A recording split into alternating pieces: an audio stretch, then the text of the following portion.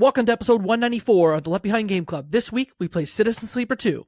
Let's get right into it. You're listening to the Left Behind Game Club.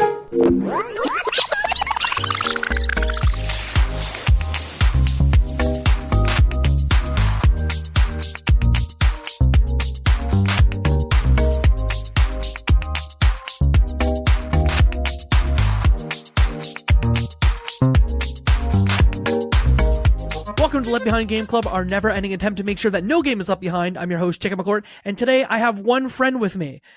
He is here to talk about dice rolls and dread. It's Adam Gumbert. Well, hello there, Jacob. How are you doing this evening, morning, whatever time you're listening to this? I'm doing so great. And you know why I'm doing so great? Why is that? Is because we are talking about a brand new video game that when this drops, comes out tomorrow. It is Citizen Sleeper 2, Starward Vector. We're going to both dive in on a review because thanks to our friends at Fellow Traveler, they sent us codes for the game. So thank you for that. And we are going to dive in on a full review of it. We're going to start kind of spoiler light and then go a little more spoilery later. But before we do that, what I'd love to do is have you introduce yourself and talk about what you do. Well, hello, everybody. I'm Adam, over from Respawn Aim Fire, Kick-Ass Irreverent Gaming Podcast. We do weekly shows, we do reviews, fun segments, all that. It's a fun variety hour of video game stuff. And you know, guys are silly. You're so silly. Man, that's the energy you bring. I feed off of energy, and those guys are wild, so we have a good time over there. You could also catch me on stuff like Jacob McCourt's Video Game Trivia and the other panel, the Game Boy Advanced is the greatest console ever made panel as well. Yep, it's a clickbait title, but not a clickbait panel. It was so good. But yeah, check me out in those places. And then, of course, playing a game featuring dice, because your boy likes dice once in a while. You used to do a D&D podcast also. Yes. So what is the name of that? Isle of Misfit Rolls. Yeah, yes. Isle of Misfit Rolls, yes. That podcast is still up. There might be a season 3. Who knows what's going to happen? But yeah, we'll get into talking about what got us into Citizen Sleeper initially, but I'm a big tabletop guy. So this game is a perfect intersection of video games and tabletop. Love that. Well, again, thank you for coming on the show today. Like I said, we're going to jump in on Citizen Sleeper 2, Starward Vector, developed by Jump Over the Age and published by Fellow Traveler. This one comes out January 31st, 2025. So if you're listening to it on the day it comes out, it is out tomorrow. If not, it's a hot and fresh new game for you. Let's start with a little icebreaker. In the icebreaker, what I'd love to know is your history with the series. Have you played the first? I know the answer to that question. And some other games like it. What is your experience with games like Citizen Sleeper? The fun thing about that is I actually normally don't like visual novels, even a little bit. They just don't really do it for me. A lot of reading, a lot of text. But there are things you can do that make it much more enticing and kind of make me fall in love. So as far as the first one goes, Citizen Sleeper 1, I had seen it, knew what it was. It came to Game Pass, which is the way that I had played it. Mm-hmm. And in the year that it came out, do you have one? Was it 2022? Yeah. It was on my top 10 list for the year. I think it was like my number 1 or number 2 indie title if we were breaking it down that way. Fell in love with it. I was like, again, the idea. So the story was intriguing to me. I very much enjoyed kind of the cyberpunk aesthetic, a very deep and interesting story with a lot of cool characters. And then they throw in the dice mechanic, which in the first one was like, it was just enough gameplay to get you going and get you to the fun parts. And I was like, okay, cool. You're doing enough here. And that game, is only a handful of hours. I'm like, perfect. Mm-hmm. A short game with cool characters and cool writing. And let me roll some dice once in a while. Mm-hmm. I fell in love with it instantly and it was not expecting. Because again, I normally don't like visual novels. I like the ones, like if you made a top 5 list of the best visual novels, I would like those. And once we get to number 6, I'm not playing it. Yeah. But Citizen Sleeper is a series that it really just got me. I don't know. It's doing everything that I want a game. If I'm going to play this kind of game, it does the things that keep me engaged. Mm-hmm. So yeah, I'm a big fan of the first one. It's funny because if you're like more of an RPG and like dice sicko, I'm more of a visual novel sicko. But it was actually Joseph Hooper, who's not on today, but is playing the game as we speak, who was like, yo, Citizen Sleeper in our Game of the Year 2022 discussions. I think it just made the list at number 10 of our favorite games of 2022. But I played it in January of 23 and was like, oh my God, this would be like my number 1 or number 2 game if I had played it during, because it is just, like you said, characters, setting, just enough gameplay that's like super enticing, and just vibes, like music and art. I ordered the art book from, who's doing the art book? I think Lost in Cult is doing the art book. So I ordered the art book. It still hasn't come yet. But I loved this game when I played it. And I'm not usually an RPG or a dice person. So if, this has definitely got me to consider games like Disco Elysium, that maybe it is finally time for me to jump in there. But that was my sort of experience with Citizen Sleeper 1.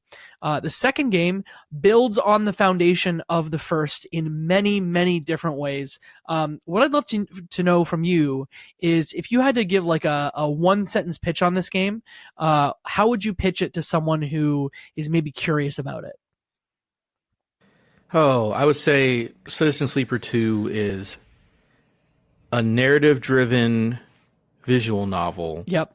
With a desperate dice mechanic. Ooh, okay. I think desperation is a word for the second one that I really am, narrowing in on. Yes, the pressure is definitely on. I would probably say like it's very much like Yahtzee plus Mass Effect 2 in a way that I wasn't expecting. I do want to talk about the pressure because I definitely felt, I'll just come out and say it to start. I love this game. This game is phenomenal. It is a must play, and it is one that will surely be on my list of, no doubt, on my list of favorite games in 2025. I will not play 10 games better than this one throughout the year. I'd love to know your high level thoughts, and then I do want to talk about Desperation because that is the biggest difference in this game versus the first. Yeah, no, I kind of agree with you. Where the first one was on, my top 10 list, I don't see how this one isn't, because it is the first game, but better. Yeah. In the fact that, so in the first, again, it does the things from the first game where it's like cool characters, cool setting, all the vibes and all that. Except for now, the gameplay actually feels like it matters. Yes. And is much more intense and meaningful. So I'm like, oh, you took a good game, you made the gameplay better, therefore it is a better game. And yeah, I'm with you. There's no way it's not on my top 10 for sure. And it's funny because the way the game is set up is actually very similar at the outset to number 1, where you play a sleeper who is essentially an emulated human that lives in an android body. They call them frames. But essentially you escape from your captor in both games. In the first game, it is just the corporation that created you as an ARP.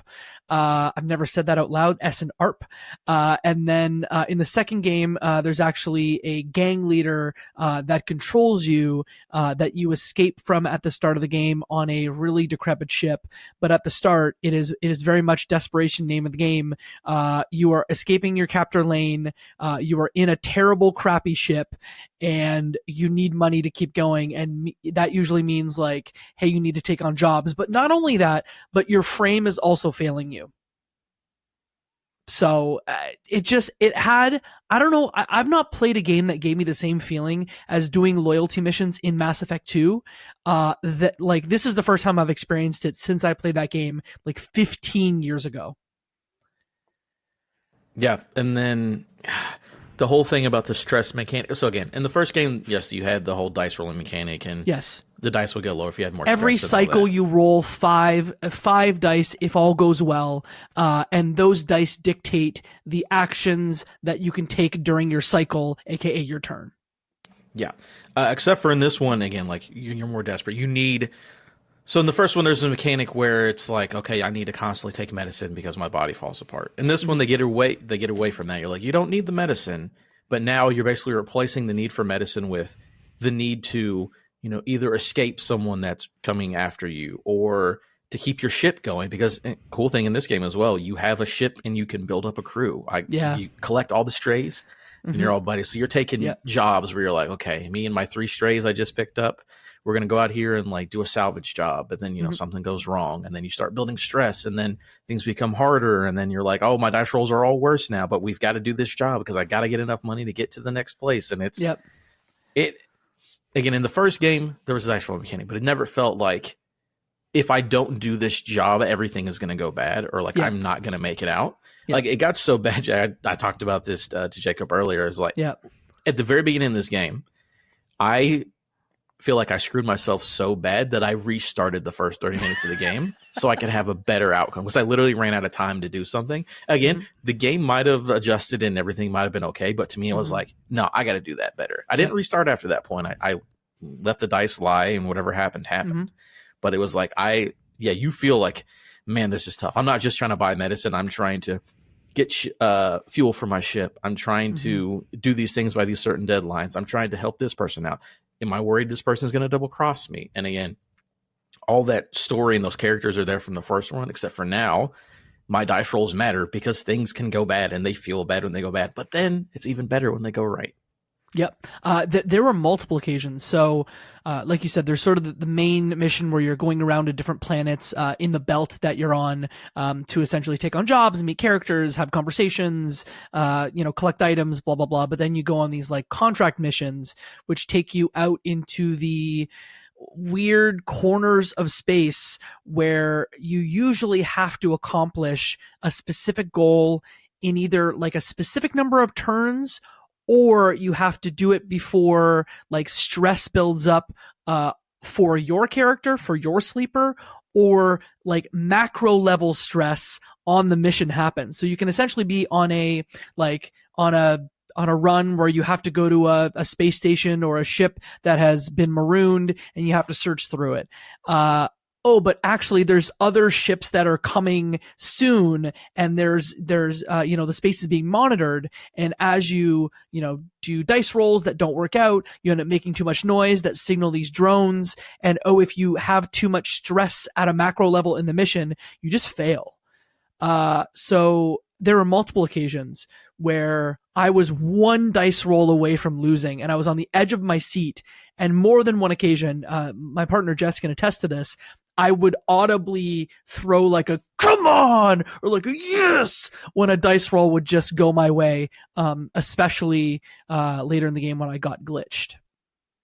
The glitch mechanic. That's also, again, where the...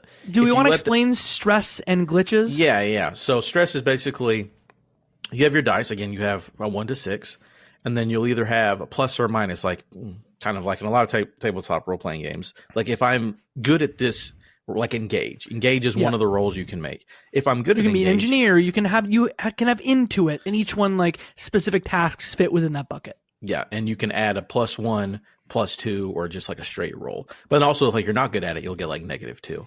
Yeah. So the idea is like, okay, I'm really good at this. I want to focus on doing the engage roll because I'm good at engaging. And then it's like, all right, it's a +2. So if I put my 4 into that, it's automatically a 6. So that's automatically a super success. But the top of your dice roll, you get an instant, it's going to be positive. Then you have the neutral, which is like something good will happen. 6 is 100% positive. Yeah. A 5 is 50-50 positive neutral. A 3 or a 4 is 25 positive, 50 neutral, 25 negative. And a 1 or a 2 is 50% neutral, 50% negative outcome. Which I do not do. Unless, again, you're forced to do it and you're like, I just got to get it done. But again, if you get either the neutrals or the negatives, again, you might still put more ticks toward that counter that you need to do, but you'll take on stress or something bad could potentially happen. Once you build up enough stress, it starts to take away your dice because your dice start to break down because you're stressed out, and you'll literally lose dice. Well, they'll break, and you'll, instead of having 5 this cycle, I only have 4. But then it kind of counters out because it's like, well, since my stress is this high up, I can't roll a 2 or a 1. So you're getting all 3s and above, but now I only have 4. Whatever, it equals out. Once you max out that stress, again, I played on the medium difficulty, which is suggested. Yep. Which, oh my God, the one time that my stress went all the way out, there's a very specific mission where you kind of get left on your own in a spot you don't really want to be in. And my maxed out, I was like, I guess I'm going to die here. And it's sort of like, hey, your body, your frame saves you from the situation, but you are permanently kind of scarred. And you get a glitch where it's just like, every once in a while, you'll get a dice that is it doesn't matter what you roll. It's going to be 80% going to fail, 20% it could succeed. And that's just what the dice is. And you're stuck with that. Yep. Based on like, I took too much stress. I pushed myself too far. I did what I couldn't do. And now I have permanent consequences for it. You know, sometimes those things can be taken away, but in general, it's like, yeah, it's like, how much do I want to push this? Like, I need to get this done, but is it going to be worth it in the long run? How desperate are you? Kind of an idea. Well, I mean, to that point, another difference is that on these missions, you can use an ability called Push, which there was something similar depending on how you use the skill tree in the first game. But in this game, if you use Push, you can re-roll some of your dice, but depending on the way, and this is probably the number one thing that I took away from my whole playthrough, is the way that I set up, because there's two skill trees. There's the one that we described around like the types of roll that you want to have, and depending on the way that you spec your character at the beginning of the game, you will always have sort of one section of the skill tree, if there's 5, that is just going to be redded out. So you can't be an engineer and use engineer skills, for example, but you can kind of max out the other 4. On the other side, compared to the skill tree, there's your push tree, which push is almost, you use your on a controller, your left thumbstick, and you click it in when you're on missions, and then you can decide to, in a risky fashion, re-roll dice. But depending on how you spec that out, you could damage yourself as you do that. So when I started the game, I didn't realize that right away you can choose between a perk that essentially gives you more rolls, more re-rolls, or takes away damage. And so, or automatically gives you stress. And so, I guess if you're going to play Citizen Sleeper 2, just look at the push tree very well, because you can really, I don't say you can screw yourself, but I would say I had 2 glitches for most of the game.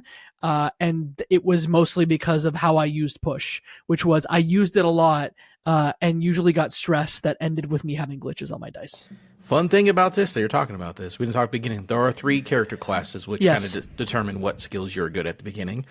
So I don't remember the name of the class. Mine was more of like the kind of the big strong boy is basically what I would say, better at engage and that stuff. My push dice did not do that. My push dice, when you're on a mission and you use it, it makes your people who go with you, your other crewmates, it makes their lowest dice go higher. Oh, so mine was about like supporting the crew and making them better. So whenever we're on a mission and they need to roll, because maybe they have a skill I don't, it's like, oh, well, you rolled a 6 and a 1. All right, well, we'll use the 6. Automatic success, awesome. I really need you for that other one. I'll take on 1 stress, and now your 1 becomes a 3 or 4. It just depends on how much you upgrade it.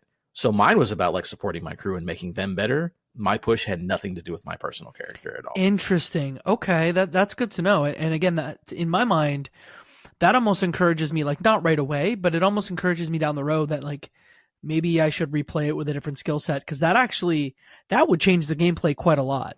Yeah, and there's a third one that we don't know what it does, because we just played those 2, so I'm not entirely sure.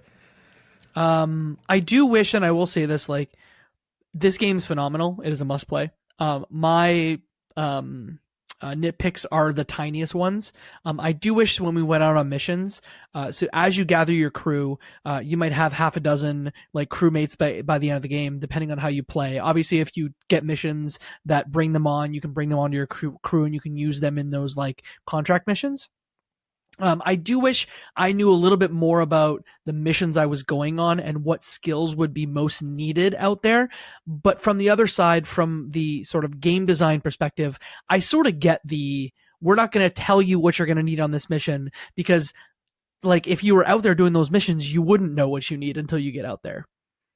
Yeah, like you can take it from the description and be like, hey, you're going to go on a mission where you're going to have to search for stuff. Then do I need people with Intuit skills, or do I just pick people that are complementary to my own? I always picked people that were complementary to me, rather than like people with specific skills based on the description of the job.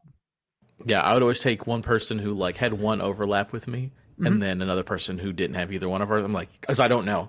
Maybe I need a techie person out here. Maybe I don't. I would rather have you and not need you than the other way around. So yeah, it does. That's an interesting. You could be like, that'd be nice to know, but then maybe that was it's definitely on purpose. The tiniest nitpick, but one thing we haven't talked about in detail is the characters and the writing.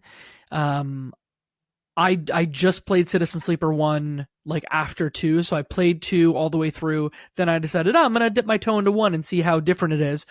This game is, if Citizen Sleeper 1 sort of, it almost dumps all the missions on you at once, because for that one, you're on one space station that is sort of just very long.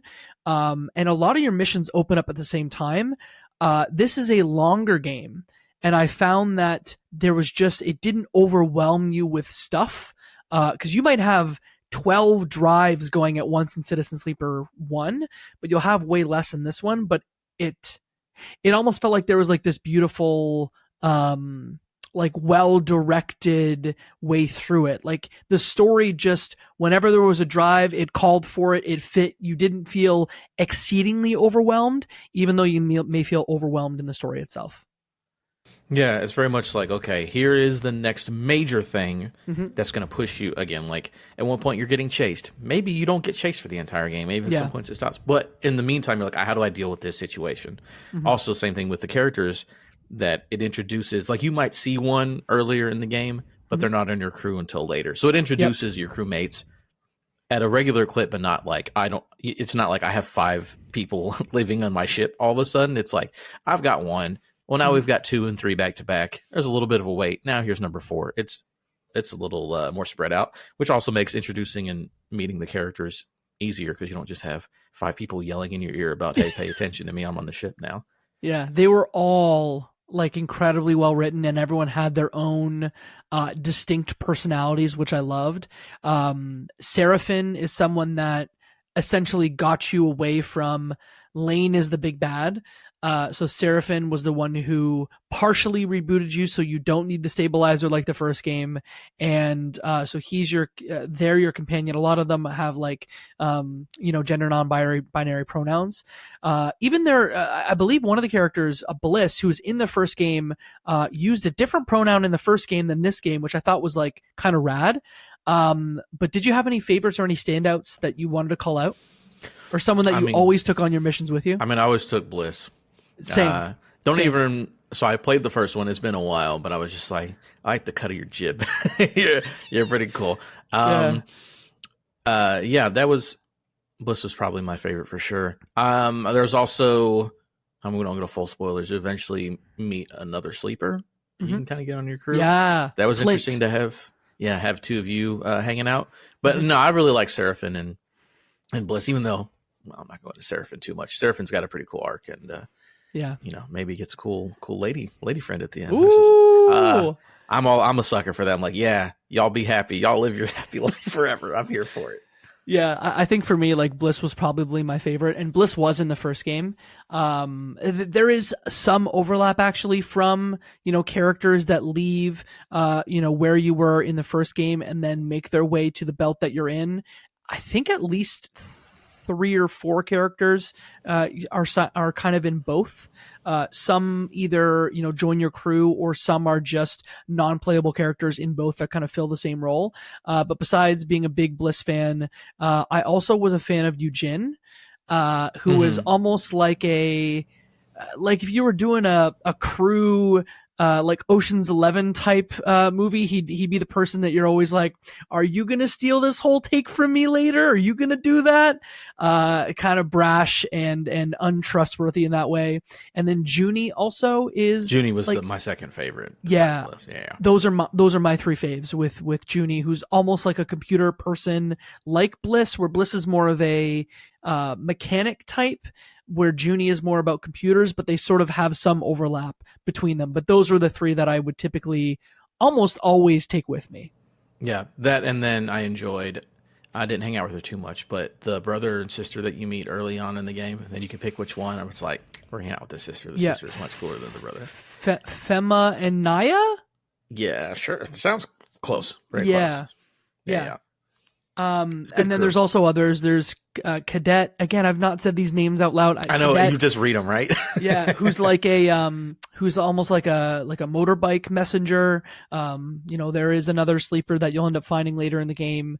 And those are sort of the main ones that I had. I think at one point you'll end up having 6 or 7 different different companions that you can take with you. And then occasionally there are also characters that you will take and will kind of come with you temporarily, like Marco. I don't know if you got Marco later in the game, but they will join you either for a mission and then leave, or join you for a section of the game and then, become a non-playable character again, which I thought was quite cool. It keeps it feeling like every corner of the universe, it has like their own thing going on, but like, your stories are intertwining and you're pushing your way through. A lot of reading in this game. So I would say if you're someone who's like, yo, reading not my thing, like this game is reading and dice. But what I really appreciated is every person in this system. It was like this in the first game, but there was just more writing in this game. So maybe it was just that there was more, but I could feel in the writing how everyone always felt oppressed. At all times, the corps were just, pushing you down into the dirt. And what I appreciated about Gareth, who wrote the game, is that everybody just always felt like they were one incident away from not being able to participate in this life anymore. Yeah, it's a lot of, hey, these corporations were fighting over this space and now like they left you guys here. Like there's like, oh, the resources are gone, we don't care, or whatever happens. And it's just like, I'm left in the wreckage to live and like do my, again, everyone is desperate. You're desperate for very specific reasons, being a synthetic person, but they're just like, yo, we're living on this asteroid and we just don't want anybody to come around. We're doing our best. We don't need anyone messing with us. Even you were talking about, God, again, very Mass Effect, where everyone has like not necessarily a loyalty mission, but everyone has like a thing that they're working towards. Yes. And a couple of those characters are like, one of them is straight up just like, I want to find a way out of here. I don't want to be in the belt. I want to go back towards, they never really say, but I'm assuming like go back towards Earth, go back towards the inner colonies. Like, we're stuck here and I don't want this. And it's like, ooh, what a arc to be like, can I please be free? The writing's very good. A lot of descriptive, a lot of, you very like, those kind of a novel. That's a visual novel, some would say. Yeah. But the thing is, they don't spend time on the little things where they just presume that like, hey, you'll probably, realize that a lot of this is in zero gravity. So a lot of the meetings, just like the way that it's written to describe like, and yes, I grabbed this top of this door and made my way in. And it was just like, I know this sounds simple, but the little, like there was a lot of thought put into even how main writing sections connected really well. And on probably a dozen occasions, I found myself just looking at a passage and just being like wowed by the words.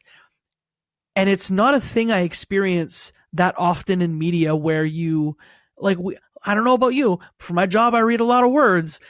In video games, I read a lot of words, but it's a rarity that more than once, I think at least 8 to 10 times, I took a second, I took a beat, I took a picture just to remember that passage that was said, because it was just so beautiful.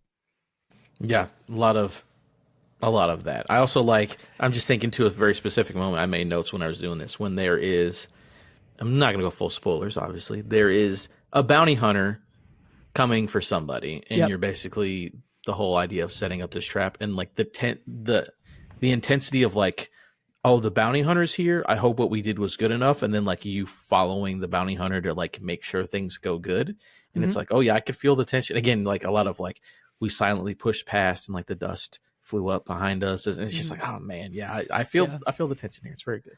There's one section I wrote the notes here. I'll just say it, and then I have another one later in the episode. But it's a high intensity moment. And someone says, "Don't worry, I'm calmer now. I'm not about to explode on you or anything." It's still a difficult process, but it feels like shedding 100 suffocating skins that you spent half your life putting on, one by one. They meet your eye. It feels like an escape. Just like little moments like that where I'm just like, writing, let's go. Yeah, that's the thing where, again, I'm not into visual novels, but like if you, I don't want to sound reductive, write good, make good game, it helps when 50% of the game is writing, when it's like engaging and good writing. Yeah. And this game, it's full of that. I mean, for a very, the game's a little bit longer than the first one. Again, it's not like a 100-hour game. It took me about 10-ish, 10, 11 hours. And it's it took me 12.2 or something to beat it. Yeah. And that whole time I was like, no, this is thoroughly engaging the entire time. I was definitely into it. So a shout out. I do want to talk some spoilers with you a little bit later. Okay. But before we do that, I think, like I said, if there's four strengths to this game, if it's like a 4-legged table, it's the writing, the high stakes dicing, art and music. I adored both the art and the music here, the music especially. And what I found with the music is that it doesn't play all the time, but especially when you're going, you're going to sleep and you are waking up in a new cycle, and that cycle there is something high stakes happening, or like so there's a lot of timers in this where like, hey, I have to wait 4 cycles, 6 cycles, 8 cycles for this thing to happen. Always at the right time from like a programming standpoint, the music would just hit. And it was always the song that matched the mood. And I don't know how they did it, but it rocks. Yeah, I'm with you on that. And especially, music, wonderful. I also big fan of the art. I don't know how to explain art styles because I'm not an art major, but I just like these little character portraits. I'm like, oh yeah, I love the amount of like care and love to put into like every person. A couple. Most characters will have like a couple. Like Seraphin starts out in one pose and he's got his one art, and then at the end it's different. He takes his jacket off. It's cool, but it's like the amount of character in each one of those like still images is amazing. It's like those little trinkets and then like the way that they stand, and I'm not an art major, but I could love a sticker book full of all these little character portraits, and I'd eat that up and throw that all over the place. Yeah, I almost think like, not that I'm a tattoo person, but like getting a tattoo of a 6 roll in their dice way would be rad, because the dice look a little bit different than traditional dice. But yeah, it's a comic book artist, Guillaume Senglin is I think how you say their name. But it is very like Image Comics. Hey, if you not to diminish their work in any way, but like I want this to be an Image comic. Like that is kind of the vibe that they're going for, where I can name, a series of, hey, is it kind of like Saga? Is it kind of like The Walking Dead? Does it fit the Kirkman vibe in comic a little bit? Sure.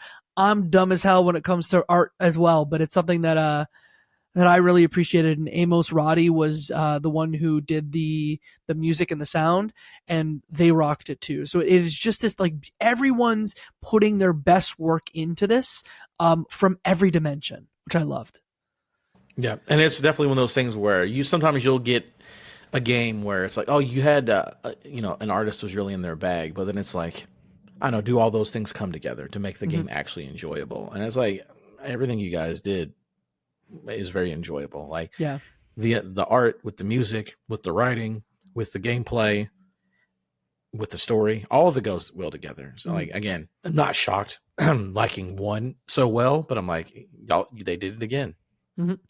I didn't realize until I was doing research for this episode that Jump Over the Age, this is actually their 3rd game, because I just thought they did Citizen Sleeper 1 and Citizen Sleeper 2, but they had a game that came out in 2020 called In Other Waters, which almost looks like an underwater version of Citizen Sleeper, where it's less about the dice rolls and more about like maps and ecology. So it's something that I will definitely want to check out, having played, in the last month, like 20 plus hours of Jump Over the Age games. Definitely something I want to check out.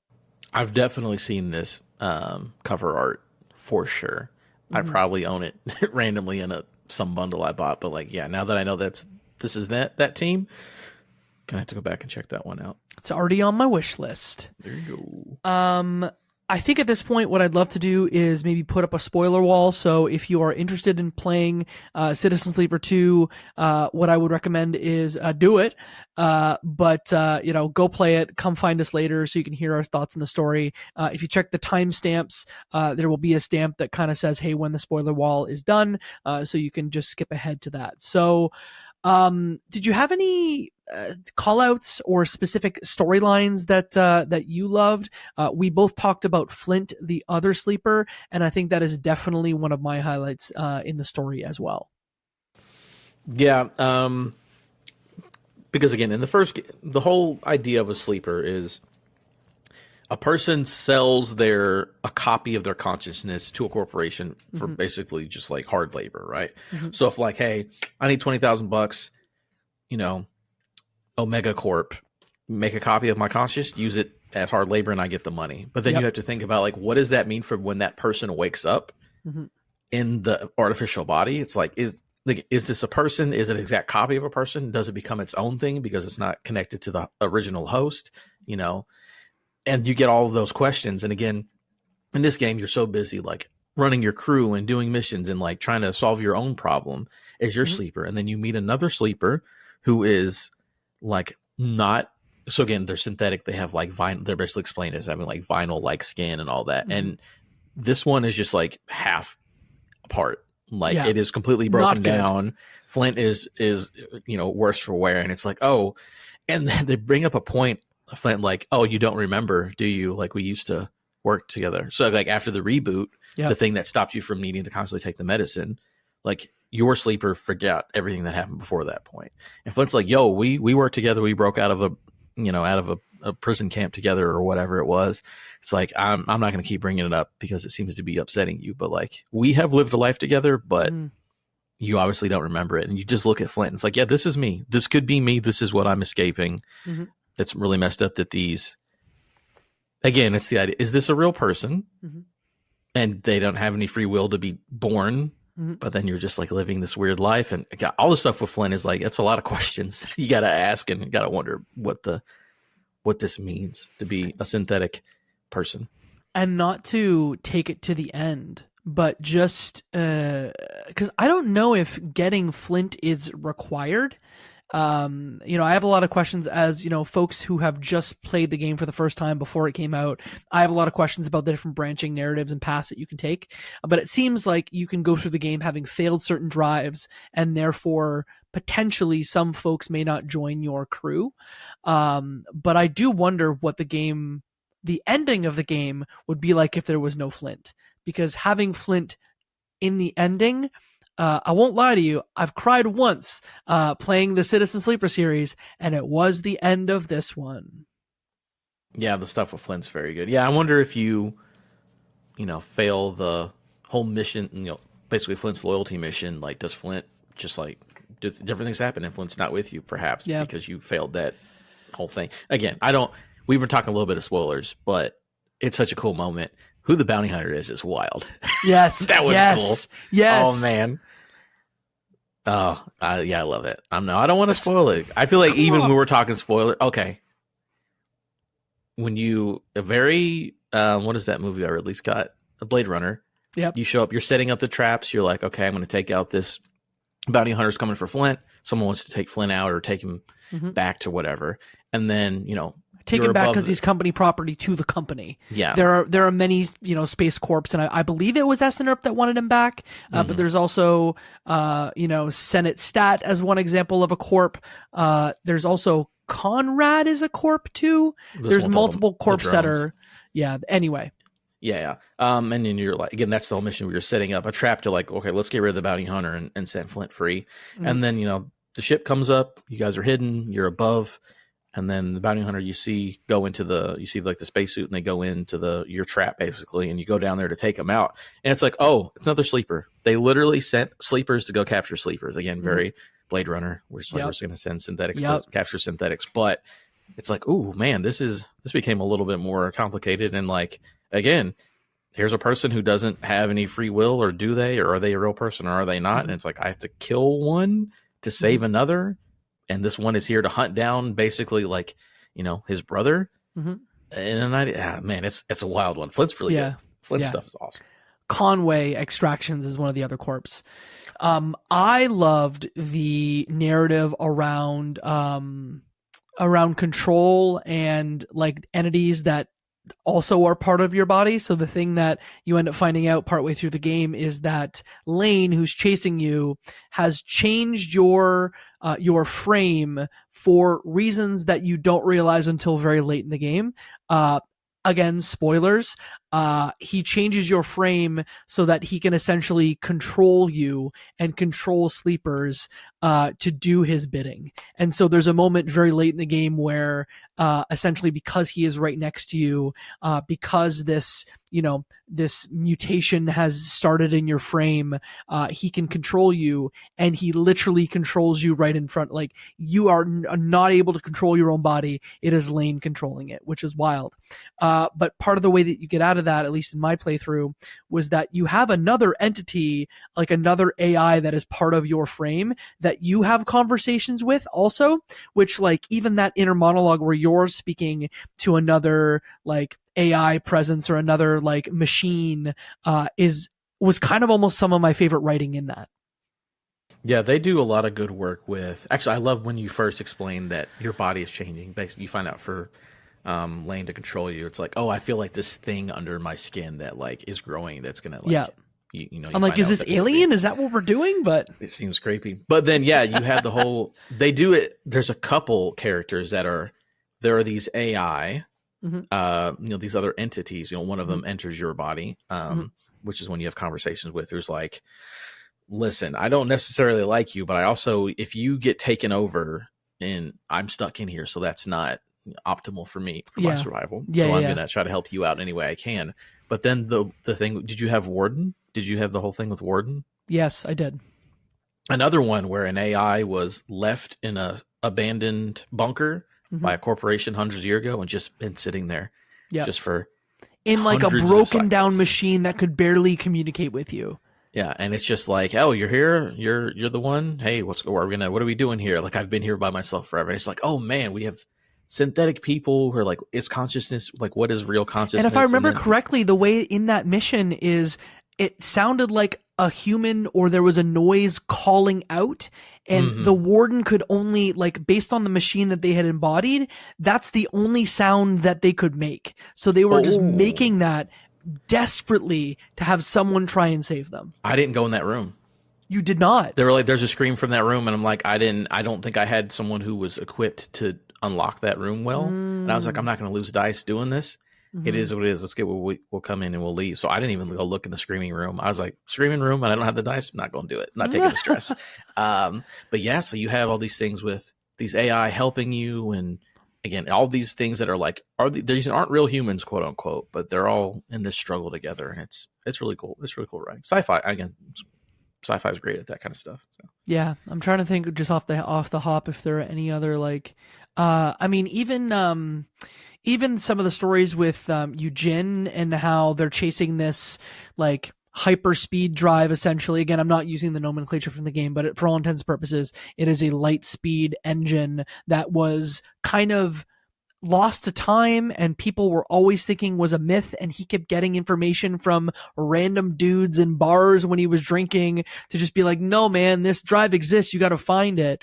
And you essentially, at least in my playthrough, you get put in this position where you end up going through a series of missions, and you get to that drive after you've chased it for almost the entire game, but due to other corporations that are also closing in on that, you can't fight them all. So there's a moment where one of the factions from the first game, weirdly enough, from the DLC in the first game, Peter, is part of the Singers, which is like one faction that had to, there were different moons that you had to take care of in the first game. They're in the second game, and they're like a lesser of two evil situation where you have to, at least in my playthrough, you give him the drive to say, like, we don't have the people and the manpower to take this. We don't want these other corporations to get it. You are the lesser of all these evils. Take it. Just get it out of our face, take it. And at least in my case, that's kind of like a blind trust moment where you're like, maybe it'll come back around to me. Maybe they'll do no harm with it. I don't know. They seem like they're just going to try and escape with it. And I don't know if this is a spoiler for you or not, but you end up getting the plans sent to you like later. Like he'll just call you up and be like, yo, we reverse engineered it here, the plans, you can make your own. Yeah, that's what I got too. Yeah, so you have cool. A little bit of hope, because again, he's just like, I gotta get out of the belt, and there's no way to get out of the belt without a hyperdrive. That's why it's like this mystical thing that it's like, it doesn't exist. It's just a story, because it's like, oh man, if people could actually get out of here, that would be all the hope that they needed. So yeah, I did the same thing where I'm like, listen, I'm not going to sit here and fight these dudes. There are too many of them. We don't have time. And I also was my better skill to be able to like, hey, just calm down. We got to go. So I'm like, I got to go with my better skill. And then, it was here's the schematics and figure out what you want to do with it from there. So yeah. Someday I would love for Gareth, the writer, game director, to show us the behind the scenes on how many different choices that you had, because I would imagine like there are probably less choices than Infinity, but there are probably more choices than we think, because I know that sometimes you fail. Like my other complaint is that, and again, we are the nitpickiest nitpicks here, but essentially sometimes you would almost get stuck with like one dice, and because I had 2 glitches, my dice would always glitch, instead of like, I want to just have that dice break, get the 3rd glitch, and like fail this mission so I can keep moving. But because I had multiple glitches and only 1 dice available, that dice was always glitched. It would never like get damaged. And so I'd get stuck in this thread where, man, I keep having to roll this glitch to slot it into this side mission to hope that I eventually get there. My stress is maxed out. That dice keeps glitching, so it can't break. But the reason that I brought that up, I was terrified of getting glitches and failing. By the way, so that one mission where they're like, hey, go to Darktide. Mm-hmm. You're gonna go with this guy that I know, that Seraphim knows. Mm-hmm. It's like, it'll be good. You're gonna go do recon, and then in my playthrough, the guy I went with got captured. I brought a friend with me, luckily. Mm-hmm. So I was like, okay, cool. And then that is the time when I quote unquote died and like got a glitch, because I was stuck in the city. I couldn't get out. My partner I brought with me was stressed out, so they couldn't do anything because they maxed out the stress. And I just had to sit there and die. And I was just like, I literally couldn't do anything. I didn't have enough dice. I didn't have anything. Yeah. I'm just like, I'm going to sit here and wait to die. And then I eventually was like, oh, thank God, I can still live with a glitch, I suppose. But, and then that's when, the girl from the first game shows up. I forget her name. The mercenary who's like the fake game. Ankhita? Ankhita? They don't say it, so I don't know. But yes, the girl from the first game. And she shows up, who's like, hey, I'm here to help you. I'm like, perfect. Yeah, perfect timing, because let me tell you, I'm dying here. I need to get off of this rock in a heartbeat. Yeah. So. Well, Ankhita was the person that I was going to bring up about, like, I was talking about Gareth and the binary of choices, and eventually they sort of filter you down a path. But even within that, in the final confrontation, I did fail rolls, because what's new in this game is that you can actually... there are roles in some of the story moments where they're almost like, what are those called? Skill checks in D&D? They do skill checks, and that is new in the second game. So sometimes they'll be like, hey, do you want to push somebody or do you want to run away, as one like example? And depending on the skills you have, sometimes it'll be like, hey, pushing him is a 50-50 for you, where it's positive, negative, but just running away because, your character's spec to be a wimp, you're like 100% positive, fine for that. But I definitely had some skill failures and like failed a lot in the final mission, to the point where Ankhita was shot in the final section and in the final story bits. Because what's interesting about this game is your final confrontation with Lane is by no means the end of the game. Like, you almost have 2 or 3 hours after you defeat the person that's been chasing you for the entire game. Ankhita got shot, and so for the rest of the game, like, barely spoke to me. Like, would be walking around hallways and just would like, it actually affected her physical body, where like they were always mad that they couldn't perform at the same level as before, and they would always look at you with disdain, which I thought was rad. Like, not for them, cool. But it's rad writing. That it happens. Yeah, that's the thing for me. I'm not upset that I went and restarted, because I refused to not have. So, that we're in the spoilers, the part that I failed it's the very beginning, that first station you go to that gets blown up. So that's where Junie is, and she's like, oh, hey, we can sneak into this thing and steal the thing that you need. My timer ran out because I was on a job, and I came back and the timer was done. So she wasn't there whenever I left. And She so you wasn't- would have had no Junie for the rest of the game. That's what I'm saying. I maybe? don't know if she maybe makes a way out. I don't know what happened, but I was like, I'm restarting this, and that's why I did it. But I was just like, I was so terrified to have any bad things happen after that point, because it's like I cannot imagine not having a character or having someone just be like, hate me. So I was like, that's wild that she gets shot and she's like, I'm done with you. I mean, and Junie had one of the better, like, I don't want to call them loyalty missions because that's diminishing it, but like had one of the better missions or contracts where you go into an abandoned like space station that she finds, and then you collect a rogue AI that AI is used later in the game. Like just cool. And the way that like small things that happen end up helping you in the back third of the game. Like I know this is kind of classic game design stuff where like, hey, there's a payoff, but like the payoffs are good. I mean, the whole overseer thing is just like a normal mission where you're extracting a core or what was it, from the company just to like get data, and then it's like, oh no, this AI of this ship like put itself in every part of the ship, and then it started to slowly degrade. So there were 3 separate entities of the same entity that whenever you did the mission just got stuck in your body, and it's like it's just a normal mission when you do it though. It's just like, yeah, go collect the core, and that's what the mission is.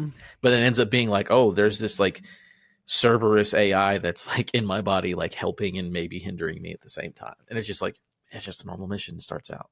That I don't know if this is a very Canadian thing, but do you know the show Reboot?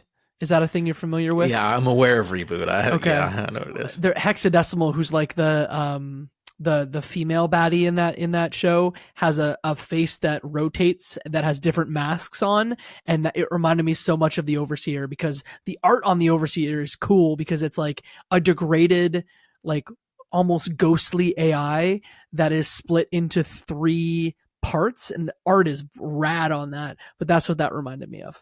I love when they start talking to you. It's just like one of the pieces of the 3. Yes. It's like you hear like a faint whatever, and then like all of them come in later. And it's like, oh, that's cool. That's cool. Yeah, this game, there's a lot of payoffs. And again, I would love to see what happens when you fail stuff, because I am not afraid of failing. I hate to fail. So I'm like, I made sure I cleaned up every little side quest. Yeah. I did everything with every possible person. That is cool that it lets you fail and the game still continues. Like that's great writing and great game design. But I'm happy it didn't happen to me, but I am very curious what happens if like I didn't have Junie from the beginning. You know? Yeah, the same. I could see how this game, like obviously you're gonna have Seraphine with you the whole time, but it looks like you can almost lose almost anybody else. And so to not have certain characters, like I just don't. I like not having the possibility maybe of not having Bliss. And I mean, at a certain point, you'll probably need 2 characters to do a lot of these side missions. So I wonder if Bliss is someone also that kind of sticks around, but there are some of these side characters that I just can't imagine. Like not having Flint in the end of the game, I can't imagine it. I can't. That's a whole emotional beat. How did you feel about the end of it? The ending. I was caught off guard. When that came up, Bliss is like, we're gonna have to do a hard reboot, and it's like, okay, so I know what that means is that like we could die, but it's also probably gonna be like I guess you forget everything and you have to restart your life or whatever. I put it off as long as I could. I was like, okay. They even say they're like, it's really cool because like again, you do the whole thing with Lane, and they're like, okay, we're gonna reboot you. Basically, you're not gonna be who you are anymore. You're not gonna remember any of us, and that kind of a thing. And I was like, okay, I'm gonna take my time. Side mission for everybody. Everyone goes and does their own little thing. Even though you start gaining glitches without stress, like you just start degrading because your body can't take it. And then Seraphine's like, hey, we're just gonna, as long as you need me here, I'll keep you up, and we'll do what we got to do. And very supportive. And I'm just like, let me visit every person I've ever met. You know, basically let me tie up all my loose ends. Yeah. Kind of like, you know, when someone's like, I'm sick, but like, I'm gonna go talk to everybody in the family I haven't talked to for 10 years to make sure everything's okay. And it's like, they get that emotion. Yeah, it's and maybe I had missed the part of. And it's so dumb in hindsight that there was this hopeful part of me that was like, maybe my sleeper will be okay, and maybe I'll remember who I am, which is dumb because how did we end up starting this game? You don't remember anything that happened, you dummy. But maybe I was hopeful, but to essentially have the reboot happen while you're holding Flint's hand, and Seraphine has a coin that they end up playing with for most of the game, and you end up with the coin in your hand, and just the game describes in detail kind of what it's like to feel that coin as you're losing consciousness, as you're holding Flint's hand, and then it just goes dark, and then there's credits, and that's it. Yeah. And that's it. Did you go ahead and hit continue? I think I did. Yeah, it just brings you back to the right before you walk into the building. Brings you back right before. Yeah, there's nothing else. Which is exactly how it happened in the first game, where because there were a couple of different endings that you could get in the first game, but they would just be like, hey, you leave this station on a ship, and then you will go right back to, because in the first game there are like a couple of endings that you can take, and if you take them, you can go back in the game and fail them and then go to another ending. Like there's at least 3 different endings that you can take that are credit worthy, that end the game, maybe 4. But in this one, it seemed to me like if it's a point, like there is one ending. Yeah, it seems like either you fail so much that your character dies and you're just dead, or you get to this ending where you reboot.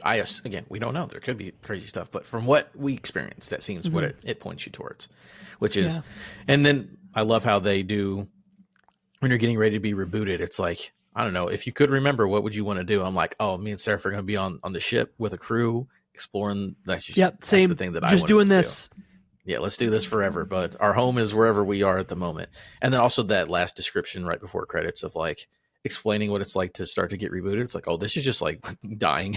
We're explaining what it's like to like go into the great abyss at the end of your life. It's like, good stuff. And even through dread, because this game is just dread upon dread, what I appreciated is that there was hope. And hope may have been, hey, a colony that's kind of figured out how to live and how to, cultivate their own vegetables so they can be relatively self-sufficient.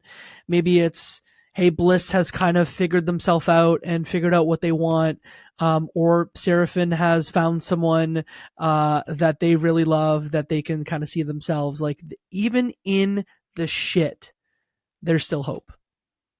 Yeah, I mean, I love the side mission. I didn't get to it to the very end because I basically explored the planet sort of in a line of where the story was taking me, getting to the greenhouse kind of planet thing, where it's like, oh, hey, we're growing these, basically we're growing the food for everybody in the belt. And it's a character. I feel like that character's in the first game. I might be crazy. Aki is in the first game. Yes. Okay, I thought so. They look familiar.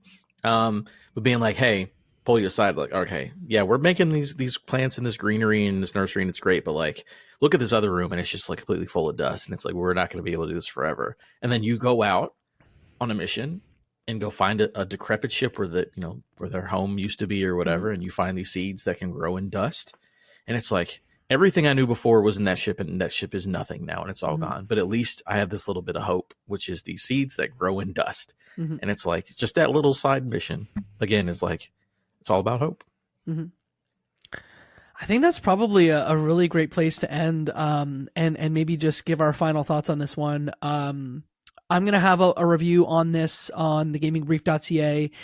It is a 9.5. This game is phenomenal. It is a must play. It will be one of my favorite games of the year. The sad part for me is that they've announced that this will likely be their last video game entry in the series. That instead they are talking about potentially doing a TTRPG, which for some people, I'm sure like yourself, Adam, is like, woo, give it to me. But I almost want a third game. But maybe I'll get into the TTRPG. I don't know. It's a must play. The writing's phenomenal. The music's great. The characters are wild. You'll be on the edge of your seat. I promise. You must play this thing. Yeah. That's the thing. If you played the first one, which I would, and it's also nice because, again, you should support any devs pay for the games. That's fine. But the first one being on Game Pass just recently got added to PS And the second one is also on Game Pass. The second one's on Game Pass. Like, there's no reason not to. And if you have, again, played the first one, or if you like this kind of game, this is the best one of those kind of games. I'm with Jake. A 9.5 sounds good. Like, this is a must play. Again, I don't like these kind of games, and I adore this video game. I should tell you something. That is our thoughts on Citizen Sleeper 2, Starward Vector. Let me sure. That subtitle always gets me. It's Starward Vector. Yes, Starward Vector. Thank you so much, Adam, for jumping on the show today. Thanks to our friends at Fellow Traveler for the codes for this. Very appreciative. I played it on PC. Any thoughts there? I didn't play it on Steam Deck. I played it on PC. It ran great. Playing on my PC was wonderful. Yeah, great. It ran great. Where can folks find you on the internet if they want to find you? Find me at Adam Gumbert on all the places where the social media lets you put in a name and find it. And then also Respawning Fire. And then, hey, Jacob, thanks for having me on, bud. I always love doing stuff with Jacob. This is the only reason, this main is the only reason I go to PAX. Hey! Because of Jacob. So let me tell you, appreciate it. And hey, listen, if you're listening to this and you're going to be at PAX East 2025 in May, unless the world ends, both Adam and I will be there.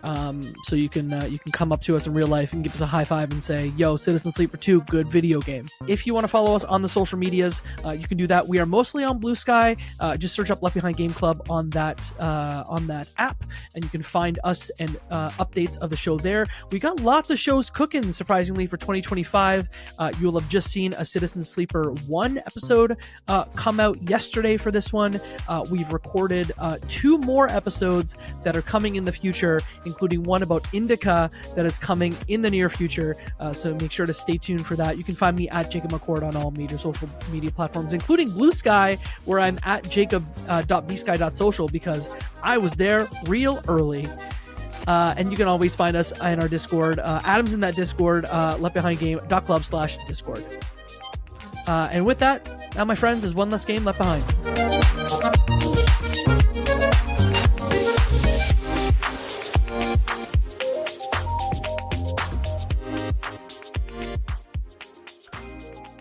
Do you feel like you're the only person in your circle who wants to go deep about video games regularly? We were like that too, until now. Welcome to Crossplay Conversations, the brand new bi-weekly topical video game podcast from Luke Lewis, Joseph Hooper, and Jacob McCord. With many years of breaking it down separately on shows like the Left Behind Game Club, Player Podcast, and Lukewarm Games, the gang is finally coming together to publish their gaming group chat in audio form every other week. Expect roundtable reviews of the latest games, profiles of upcoming indies, and insightful conversations about essential topics in the video game industry. All with a mostly positive, insightful, and fun style. Help us out by subscribing on your podcast platform of choice to get the first episodes delivered straight to your feed. And follow us on Twitter at Crossplay Convos for updates about the show. Cheers and happy gaming. Video games are a unique medium. They can tell stories, Immerse us in strange, fantastic worlds. blur the very boundaries of our reality. But at the end of the day, video games are fun. Whatever fun is to you. I'm Jeff Moonen, And I am Matt, a.k.a. Stormageddon. and on Fun and Games, we talk about the history, trends, and community of video games. It's a celebration of all the games we play and all the fun we find within them. And there's so many more games out there, so we hope you'll share in that conversation with us. Fun and Games podcast with Matt and Jeff. Find us on certainpov.com or wherever you get your podcasts. And happy gaming.